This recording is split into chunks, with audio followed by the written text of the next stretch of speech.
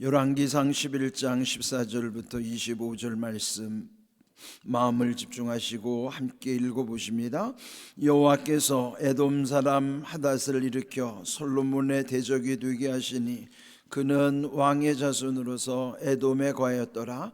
전에 다윗이 에돔에 있을 때에 군대 지휘관 요압이 가서 죽임을 당한 자들을 장사하고 에돔의 남자를 다 쳐서 죽였는데 요압은 에돔의 남자를 다 없애기까지 이스라엘 무리와 함께 6달 동안 그곳에 머물렀더라.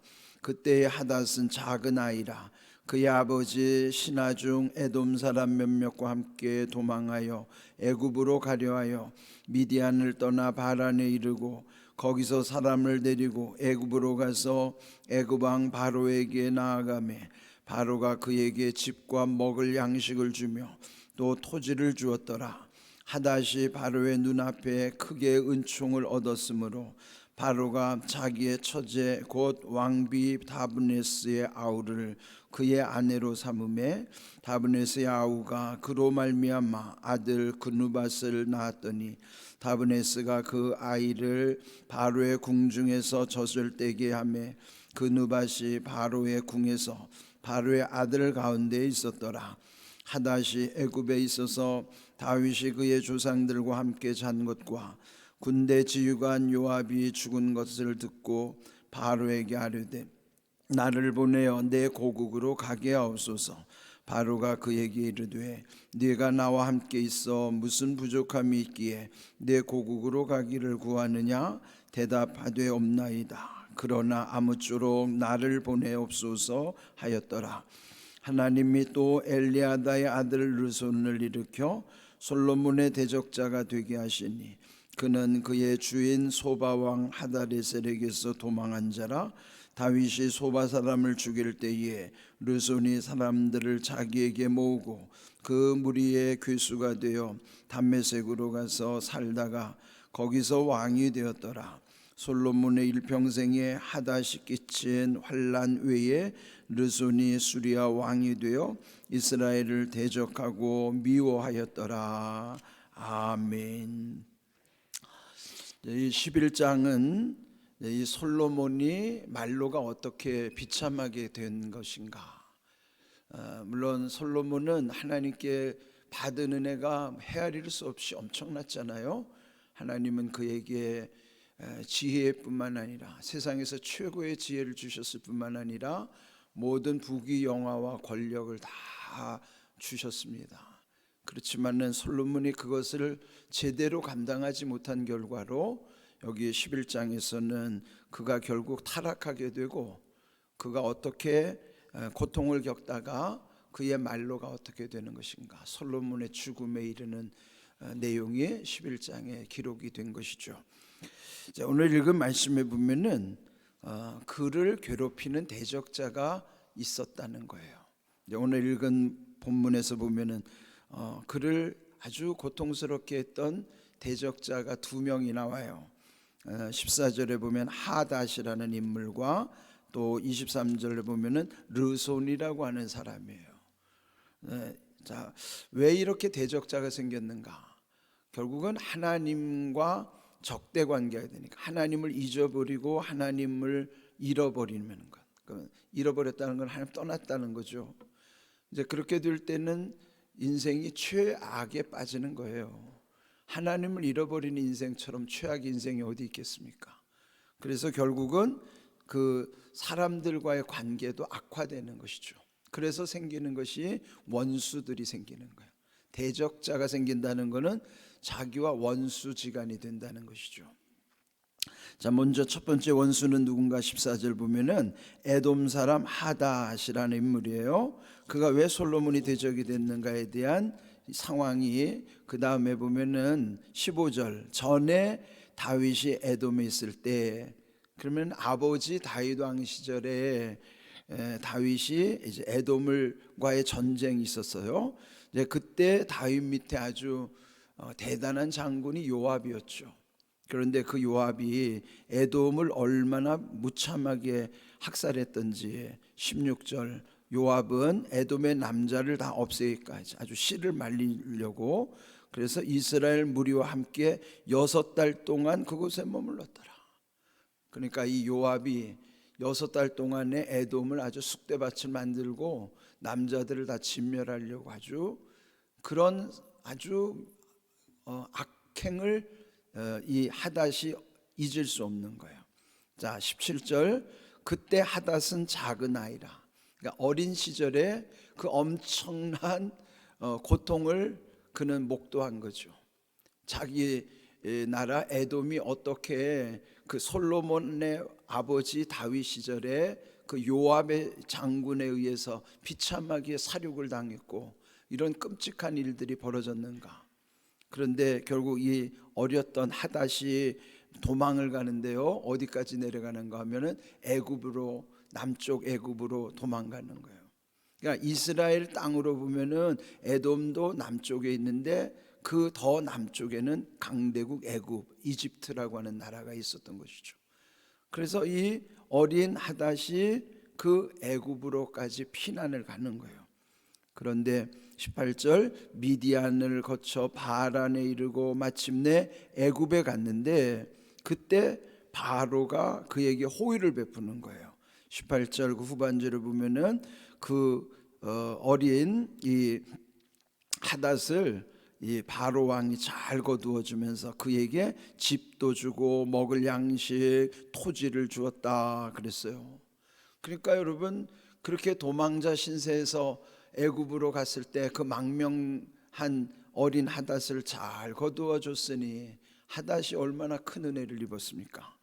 그래서 19절, 하닷이 바로의 눈앞에 크게 은총을 얻었으므로 또 바로가 자기의 처제를 또 그의 아내로 삼게 한 거예요.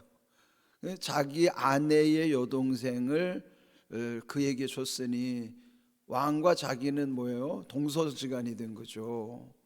그러니까 얼마나 그 애굽에 내려가서 자기 나라는 완전히 이렇게 힘들어진 상황인데 애굽의 나라가 가지고는 바로 밑에서 이렇게 엄청난 은혜를 입어서 다시 힘을 키우는 거예요. 또 장가도 잘 들고. 근데 그렇게 해가지고 결국은 이 하닷이 힘을 키운 다음에 떠나는 광경이 나와요. 22절, 이제 그가 떠나겠다고 할 때 바로가 그에게 말하기를 네가 나와 함께 있어 무슨 부족함이 있기에 내 고국으로 가기를 구하느냐. 그랬을 때 없나이다. 부족해서 떠나는 게 아니라 왜 떠나겠어요? 솔로몬을 복수하기 위해서. 솔로몬은 왜요?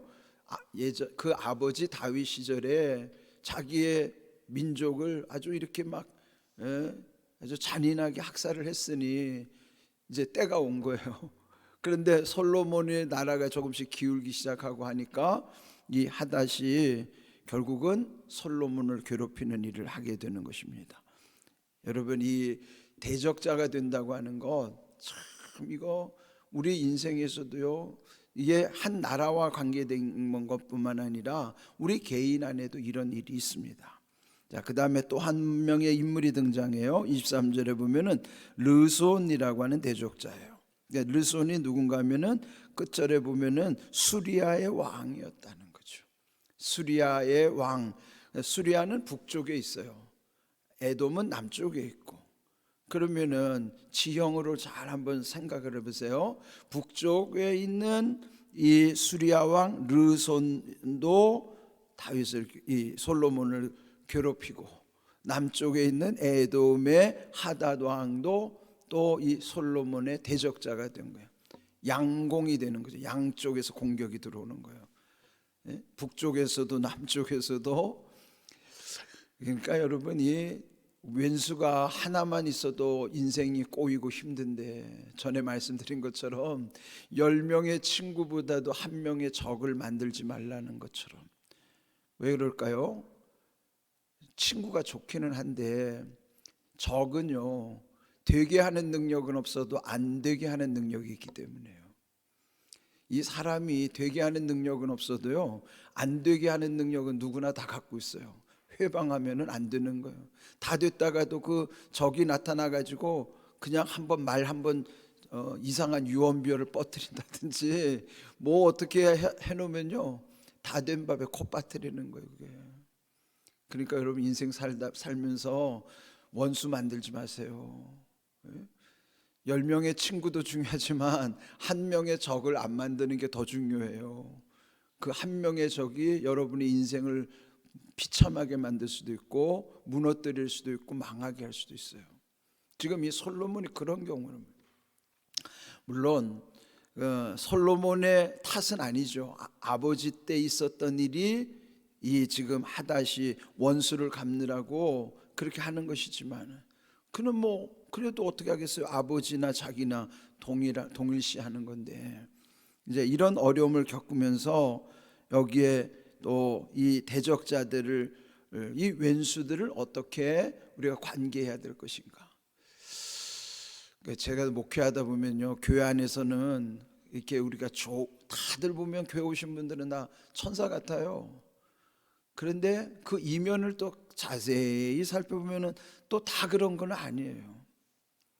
좋아 보이는 것이 진짜 좋은 분도 계신데 그런데 적지 않은 경우가 겉으로는 좋아 보이는데 뒤를 가보면은 굉장히 고통을 당하는 경우들이 많아요.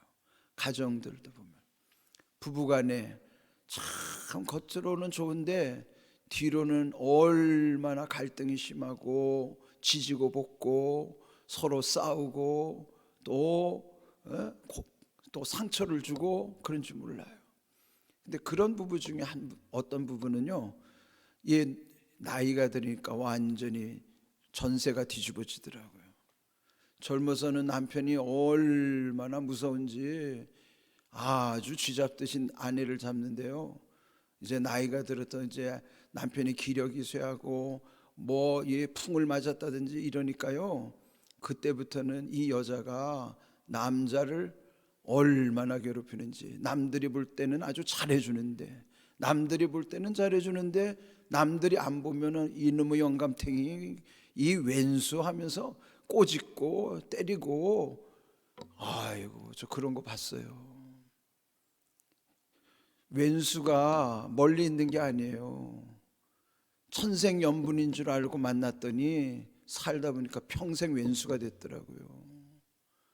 그러니 그 영감님은 젊은 시절에 그렇게 아내를 괴롭히다가 나이 들어서는 이제 자기가 고스란히 당하는 거예요. 이제 풍이 맞았으니 자기 몸도 하나 건사 못하는데 아내가 도와주지 않으면 자기는 사람 구실도 못하는데 그 아내가 이제 평생 원수를 갚는 거예요. 이제 그 얼마나 한이 맺혔으면은 그냥 밥을 줘도 그냥 퉁명스럽게 하고 그걸 보면서 얘 남자들 정신 차려야 되겠다고 생각해요. 늙어가지고 아내들한테 복수 안 당하려면 남자들 잘해야 돼요. 지금 힘이 세다고 언제나 힘센 거 아니에요. 나라도 마찬가지고 개인도 마찬가지예요. 그게 뭐 남녀관계 서로 상호적으로 잘해야 되죠. 여러분 이게 뭐 멀리 있는 게 아니라 우리의 개인의 생활 속에도 이렇게 대적이 있고 원수 관계가 있더라 말이죠. 자, 그렇다면은 이런 관계를 지혜로운 책 잠언에서는 뭐라고 말씀하시는가? 여러분 한번 이 말씀 우리가 묵상을 해야 합니다. 네, 잠언 16장 7절 말씀 함께 읽어볼까요? 사람의 행위가 여호와를 기쁘시게 하면 그 사람의 원수라도 그와 더불어 화목하게 하시느니라. 아멘이죠. 하나님을 기쁘시게 할 때는요 비록 내 주변에 원수가 있더라도 화목하는 길이 열려진다는 거예요. 풀린단 말이에요. 지금 이건 솔로몬의 상황과는 정반대죠. 솔로몬은 자기가 하나님을 잊어버리고 하나님을 떠나는으로부터 왼수들이 생겨요. 대적자들이 이제 막 생겨나기 시작하는데 이 말씀은 반대로 하나님을 기쁘시게 할 때는 원수라도 화목하는 길이 열려진다는 거예요.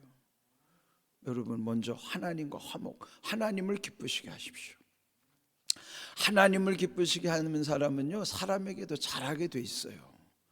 그런데 하나님을 멀리하면서부터 모든 게 다 꼬이게 되는 거예요. 우리는 하나님을 기쁘시게 하는 것이 잘 되는 것이고 또 풀리는 길이고 또 모든 것이 원만하게 이루어지는 거예요. 여러분, 사람의 관계 이전이 그게 다 하나님과의 관계 속에서 다 연결되어 있다는 사실.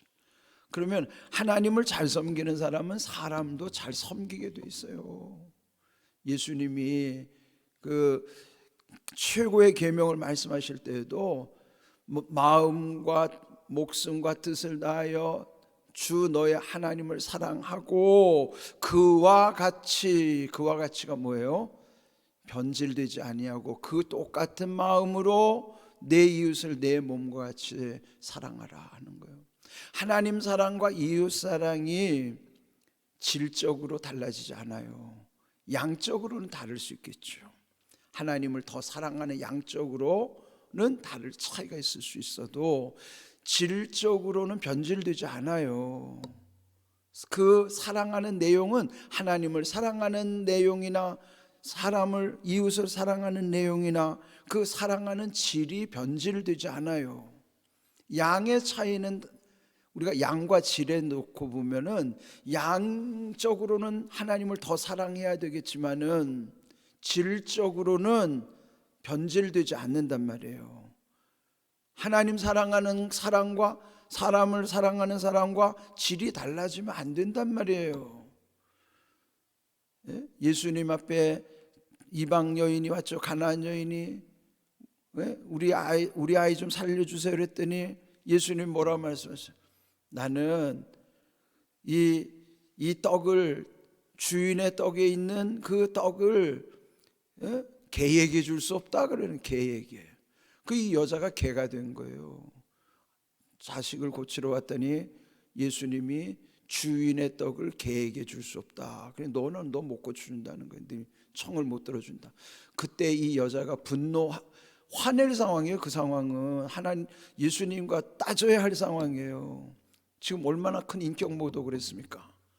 그런데도 올소이다마는 그 개들도 주인의 상에서 떨어진 떡에 부스러기를 먹나이다. 그럼 뭐야? 부스러기라도 달라는 거예요. 언감생심 제가 어떻게 떡을 요구하겠습니까? 마는 주인의 상에서 떨어져 있는 부스러기라도 주십시오. 그게 얼마나 큰 뜻이 있는 줄 아세요? 자, 떡과 부스러기는 양의 차이지만 자, 질적으로 떡하고 부스러기가 질이 같아요? 달라요? 똑같은 거예요. 그게 떡 부스러기나 떡이나 똑같은 다 질이 똑같은 거예요. 그게 양의 차이만 있는 거지. 사랑은 그런 거예요. 하나님을 사랑하는 것이 떡이라 그러면 그 부스러기라도 우리는 그거는 질이 변하지 않아야 된단 말이에요. 이와 같이 여러분 우리가 먼저 하나님을 기쁘시게 한다는 게 얼마나 중요한 것인가. 그런데 때로는 내가 잘못 안 했는데도 적이 생길 수도 있어요. 그런데 그 적이 나를 저주한단 말이에요. 자, 그럴 때는 어떻게 할 것인가? 또 한번 보십시다. 잠언 26장 2절 말씀 함께 읽어봅니다. 까닭 없는 저주는 참새가 떠도는 것과 제비가 날아가는 것 같이 이루어지지 아니하느니라 그랬어요. 아니 내가 잘못해서 생긴 적이 아니에요. 그 사람은 그냥 억울하게 일방적으로 그 왼수 같은 사람들이 나를 저주한단 말이에요. 그럴 때는 두려워하지 마십시오. 그런 까닭이 없는 저주는 내가 잘못이 없는데 이런 적이 생겨서 나를 저주한다? 그건 이루어지지 않는다는 거죠. 참새가 떠돌고 제비가 날아가는 것 같이 지금이 뭐 보이는 현상이 있는 것 같지만은 날아가면 아무것도 없었는 것 같이 그런 저주는 임하지 않는다는 거예요. 그건 뭐예요? 우리의 마음에 평안하면 문제 없어요. 근데 찜찜하잖아요. 찜찜한 건 자기가 뭔가 속에 캥기는 게 있기 때문인 거예요. 마음이 평안한 건 하나님과의 관계에서만 오는 거예요. 하나님과의 관계가 내 마음에 평안함을 주는 거란 말이에요. 그럼 내 거리낌이 없으면은 남이 나를 저주해도 거기 휘말리지 않아요. 아무 상관없습니다. 이루어지지도 않을 뿐더러 지 입만 아픈 거예요. 그거는 그리고 그 저주는 그 사람한테로 갈 겁니다. 예? 왜? 나한테 안 임하면 그 사람한테 가는 거지. 그러니까 뭐가 두렵습니까? 예? 하나님을 기쁘시게 하면 원수와도 화목하는 길 열려요. 또 까닭 없는 저주는 두려움도 없어요. 그럼 평안하면 되지. 그게 하나님과의 관계에서 살아가는 은혜입니다. 그게 오늘 주신 귀한 말씀, 대적이 되게 하셨다는 건 하나님과의 관계 속에서 그런 하나님의 저주가 그렇게도 임한다는 사실을 두려워해야 되는 거예요. 무엇보다 중요한 것은 하나님과의 관계입니다. 우리 모두가 하나님을 기쁘시게 함으로 원수와 화목하는 길이 열려질 뿐만 아니라 까닭 없는 저주에 두려움이 없는 평안함과 담대함으로 살아갈 수 있기를 주님의 이름으로 축복합니다. 아멘.